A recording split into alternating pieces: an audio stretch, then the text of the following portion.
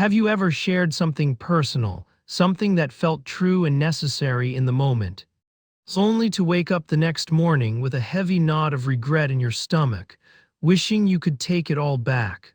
It is a strange and isolating feeling, almost like a physical ache, where the relief of unburdening yourself is suddenly replaced by a wave of embarrassment, leaving you wondering if you said too much, if you were too intense, or if you simply made a fool of yourself. Welcome, it is good to have you here for this quiet reflection. We are going to explore a very specific, very human experience that doesn't often get a name, though almost everyone has felt it at some point. Some people call it a vulnerability hangover. It isn't a medical condition or a sign that something is wrong with you, but rather a gentle phrase used to describe that raw, exposed sensation that follows a moment of emotional honesty. It's that lingering question of whether showing your true self was actually a mistake. And here is something worth considering right from the start, a thought we will circle back to later, which is that this regret often has nothing to do with how the other person reacted. Because you can have a vulnerability hangover even when you were met with kindness, suggesting that the discomfort isn't about being rejected, but simply about the act of being seen. When we talk about this feeling, we are really talking about the transition between two different states of being. Most of the time, we move through the world with a certain amount of armor. We have our social scripts, our polished answers to "how are you?" and our carefully curated silences that protect the tender parts of our lives. But every now and then the armor slips or we choose to take it off. Maybe it was a late-night conversation with a friend where the fatigue lowered your defenses, or a moment of frustration where the truth just spilled out, or perhaps a sudden admission of fear to a partner. In the moment, it often feels cathartic, like setting down a heavy weight you didn't realize you were carrying. But then time passes, the conversation ends, you drive home, you hang up the phone. You close the chat window, and that is when the temperature changes. This is where the regret begins, often creeping in when the adrenaline of the moment fades away. It starts with a subtle replaying of the tape. You might find yourself staring at the ceiling or washing the dishes, and suddenly your mind pulls up the transcript of what you said. You hear your own voice, but in the echo chamber of your memory, it sounds different. It sounds louder, shakier, perhaps more needy or more dramatic than it actually was. You start to scrutinize the words you chose, analyzing the pauses, wondering if the other person was truly listening or just waiting for you to stop. This retrospective analysis is one of the hallmarks of the vulnerability hangover.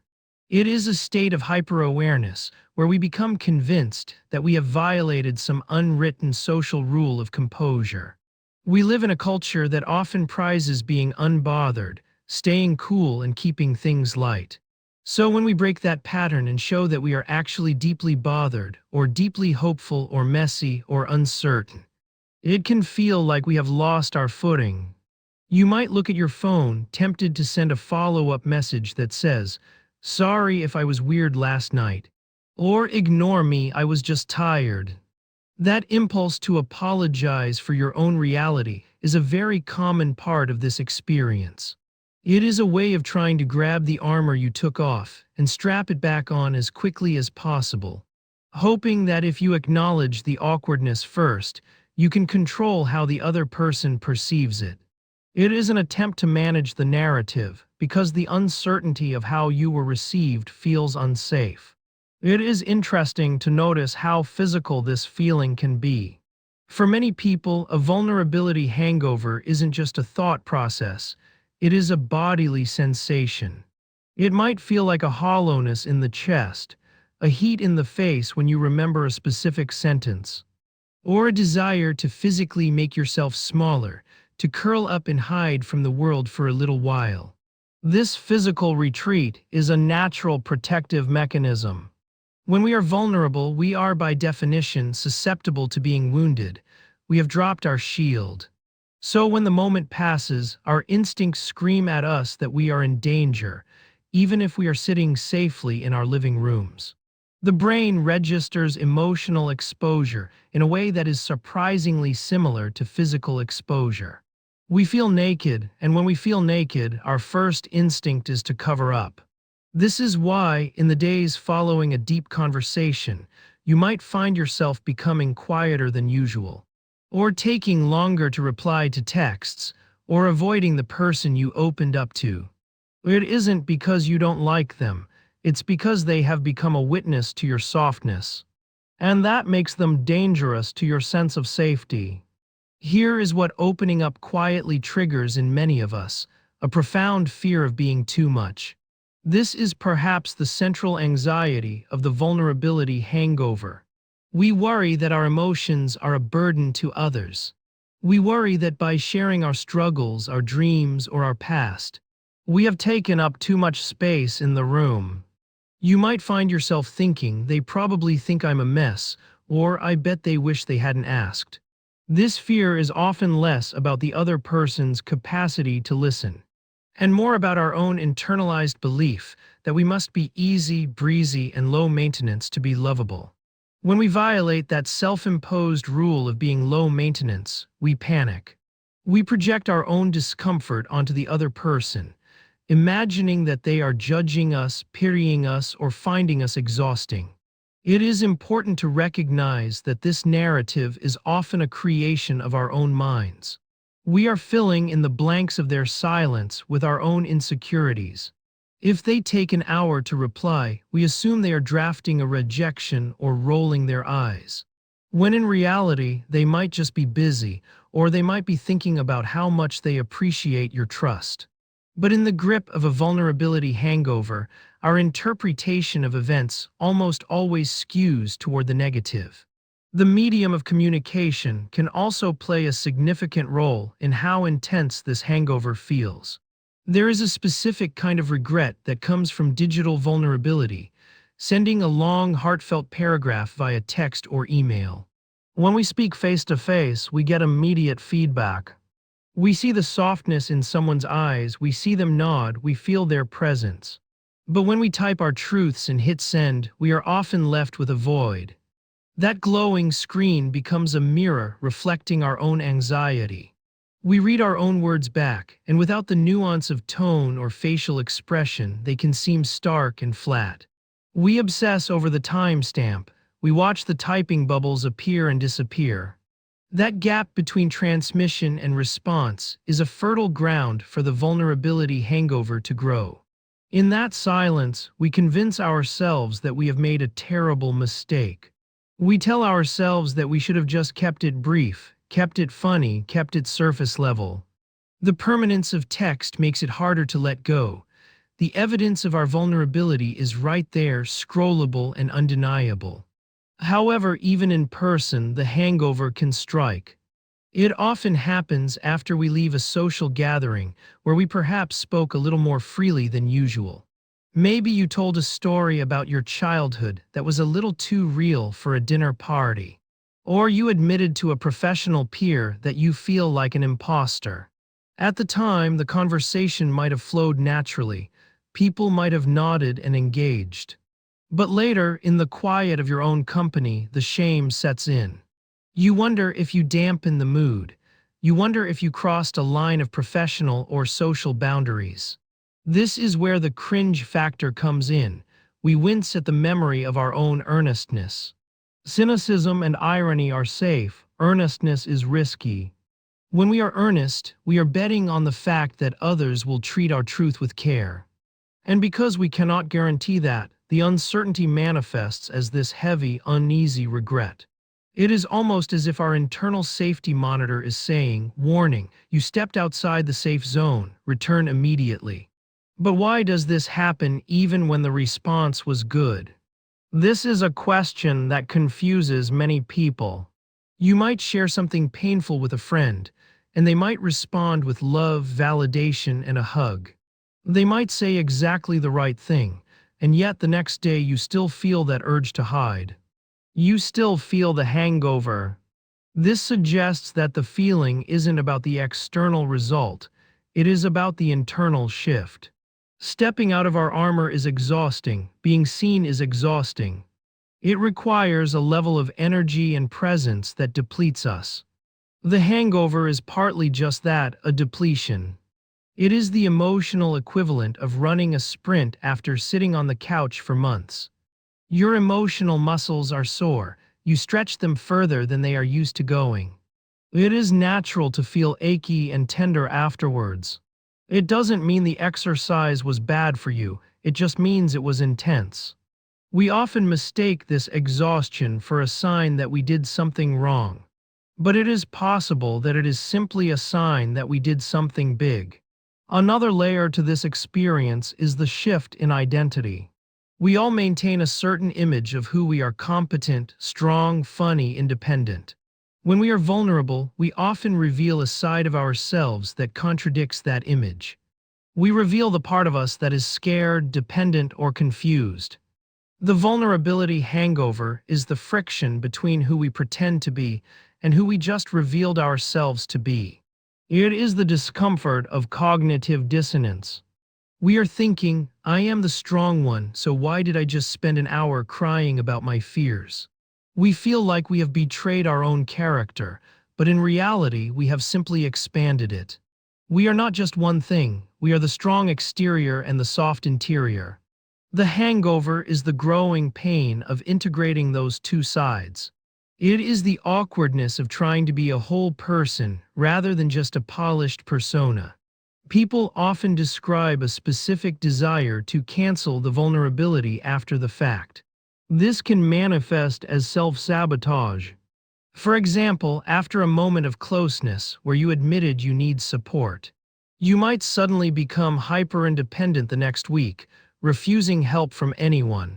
It's a way of proving to yourself and the world that you are still okay, that you don't actually need anyone. That what you said was just a momentary lapse. We try to erase the vulnerability by overcorrecting in the opposite direction. We might become colder, more cynical, or more distant, just to reestablish the boundaries we feel we lost. It is a pendulum swing from wide open to slammed shut. Recognizing this pattern can be incredibly helpful. If you notice yourself pulling away from someone specifically because you had a great, deep conversation with them, you can gently acknowledge that this is just the hangover talking. It is the fear trying to rebuild the walls. It is also worth noting that vulnerability hangovers tend to fade with time. The intensity of the regret is usually highest in the first 24 to 48 hours. As time passes, the memory of the conversation softens. The sharp edges of your own self-judgment begin to blur. You realize that the world didn't end. You realize that the other person is treating you the same way, or perhaps even with more warmth than before. The catastrophe you imagined didn't come to pass. But in the thick of it, it is hard to see that perspective. In the moment, the feeling is all-consuming. It can make you vow to never open up again. Next time you tell yourself, I will just smile and say everything is fine. But usually we do open up again, because the need to be known is just as strong as the fear of being seen. We are caught in this rhythm of reaching out and pulling back, of speaking up and wishing we hadn't, and then speaking up again. There is a quiet dignity in this struggle.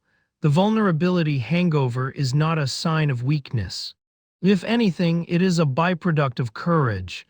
It is the price of admission for intimacy. You cannot have deep connection without the risk of exposure. If you never felt this hangover, it might mean you are never truly letting anyone in.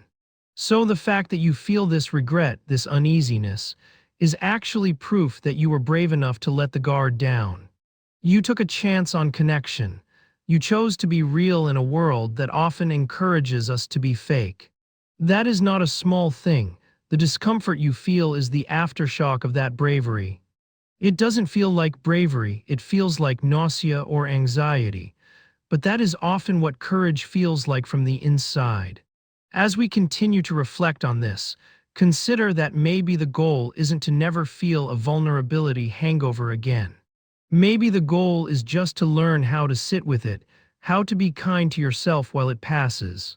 Instead of replaying the tape and criticizing every word, you might try to gently distract yourself. You might remind yourself, I was honest and honesty is allowed. You might remind yourself that other people are likely not analyzing your words with the same microscope you are using. In fact, they might be thinking about their own vulnerability, worrying about how they responded to you.